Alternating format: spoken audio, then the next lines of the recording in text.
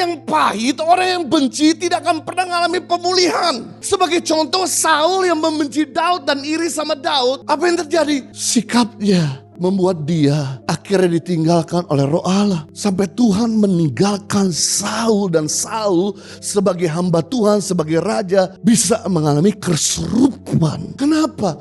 Karena pahit tinggal di dalam dirinya.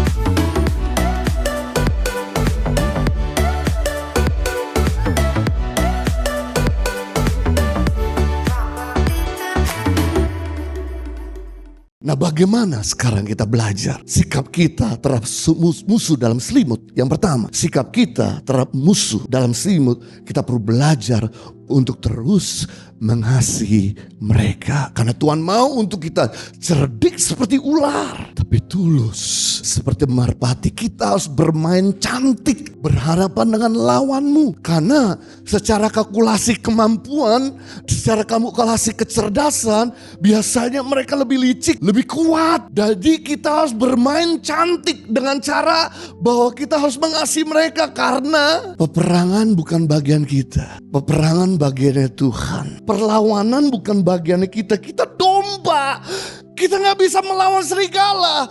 Peperangan izinkan bersama dengan gembala kita. Matius pasal 5 ayat 45. Tetapi aku berkata kepadamu, kasihilah musuhmu, berdoalah bagi mereka yang menganiaya kamu. Matius pasal 5, Matius pasal 6, dan Matius pasal 7 adalah undang-undang dasar kerajaan Allah.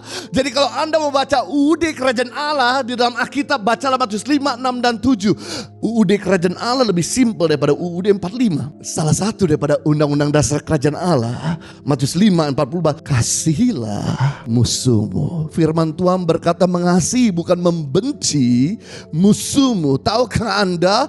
Membenci adalah dosa, dan upah dosa adalah maut. Maut di sini yang dikatakan oleh firman Tuhan bukan saja hanya di kekekalan, tapi maut juga kita bisa alami selama kita tinggal di bumi ini. Maut dalam bisnis, mati dalam karir, gagal dalam pernikahan, maut dalam studi. Bagi mereka yang suka membenci pasti akan mengalami maut. Benci juga merupakan musuh dalam selimut. Jadi kalau Anda membenci lawanmu, kalau Anda gak suka sama musuhmu, Anda juga bisa jadi musuh dalam selimut buat mereka. Karena biasanya orang yang membenci akan lahir perkataan dan perbuatan yang jahat juga untuk mereka. Makanya kenapa Tuhan katakan suruh kita mengasihi, supaya kita jangan menimbulkan kerusuhan. Mungkin kamu benar karena kamu dihianati, tapi kalau kamu melawan, kamu jadi gak benar. Tuhan tidak di pihakmu, tapi waktu kamu dihianati, dijahati, ditikam, kamu tetap mengasihi, maka kamu ada di pihak Tuhan. Orang yang pahit, orang yang benci tidak akan pernah mengalami pemulihan. Sebagai contoh, Saul yang membenci Daud dan iri sama Daud, apa yang terjadi? Sikapnya membuat dia akhirnya ditinggalkan oleh Roh Allah. Sampai Tuhan meninggalkan Saul, dan Saul sebagai hamba Tuhan, sebagai raja bisa mengalami kesurupan. Kenapa?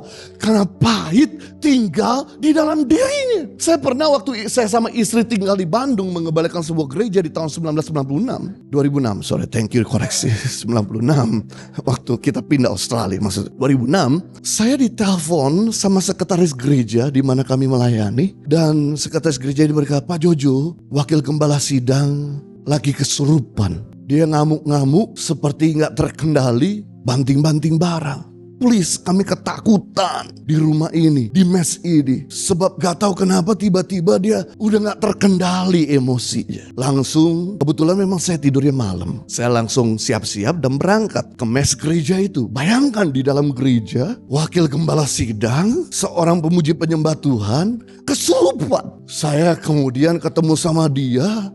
Dia lihat menatap mata saya dengan merah marah. Saya tatap balik, saya berkata, malaikat ikat. Saya kemudian ambil gitar, saya menyembah Tuhan. Langsung dia seperti ular kepanasan, melingkar dan kemudian bergaya macan untuk melawan saya, tapi tidak bisa menyentuh. Dia mau maju seperti terhalang sama kaca besi.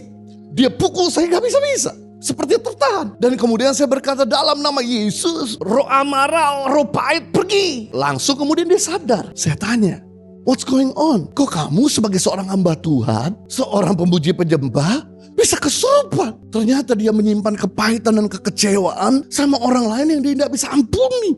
Wow, Bapak Ibu Saudara, ternyata orang yang kepahitan, kekecewaan, bukan cuma dia membenci lawannya, tapi ternyata dia bisa kesurupan.